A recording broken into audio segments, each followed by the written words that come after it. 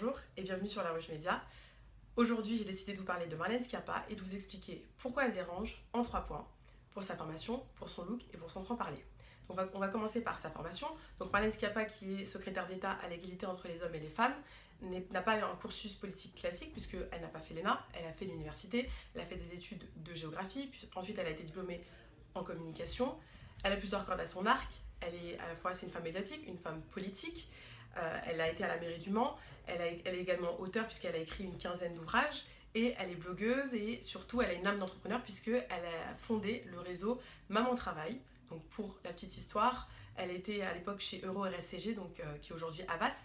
Elle était consultante en communication et elle avait du mal à concilier sa vie de femme maman et sa vie professionnelle. Et donc c'est pour ça qu'elle a créé ce blog et ce réseau pour justement essayer de trouver un équilibre entre les deux. Comme on a pu le voir, Marlène Schiappa a un profil plus citoyen engagé que énarque, et ça se transparaît aussi dans son look. Elle a un look et un style vestimentaire qui est très girly, très féminin. Elle laisse toujours ses cheveux détachés, sa belle tignasse et ses boucles. Elle met toujours des créoles, elle est très coquette, donc bijoux, ongles rouges. Elle s'habille toujours très près du corps. Elle a vraiment le look d'une femme de 34 ans, elle a un look très actuel, mais elle n'a pas le look des femmes politiques classiques qui avaient le même poste qu'elle à l'époque, par exemple comme Françoise Giroud ou Simone Veil, qui avaient vraiment des styles vestimentaires beaucoup plus classiques.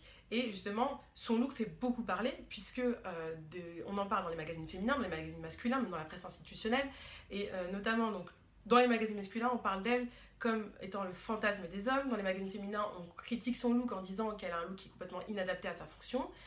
Mais on peut voir qu'elle, son look, elle l'assume. Son côté girly, elle l'assume. Et ça fait vraiment partie d'elle, puisque déjà en 2010, dans son blog Maman Travail, elle écrivait des articles pour donner des conseils aux femmes sur le look à adopter lors d'un entretien d'embauche. Il y a 10 ans, il y a déjà eu une tentative de féminisation de la femme politique avec Rachida Dati sous l'ère Sarkozy. Elle avait un look qui était très féminin, très travaillé. Le seul truc, c'est qu'elle avait un côté très mondain qui ne plaisait pas à tout le monde puisqu'elle portait des costumes Dior. Et surtout, elle n'était pas aussi engagée dans ses positions que l'est aujourd'hui Marlène Schiappa. Troisième point, sa prise de parole. Donc ce qui dérange le plus chez Marlène Schiappa, c'est son franc-parler. Elle est très critiquée par la classe politique, mais aussi par la classe médiatique, à tel point qu'elle a même été insultée de reine des salopes par Atlantico. Il y a énormément de mythes autour d'elle, on lui prête des écrits érotiques, et quand elle est interrogée par Jean-Jacques Bourdin sur la question, elle ne répond ni par oui ni par non. Donc on voit bien qu'elle maîtrise bien les codes de communication et de média training, elle détourne la réponse en plaçant ses engagements politiques, notamment sur le harcèlement sexuel et le cyberharcèlement.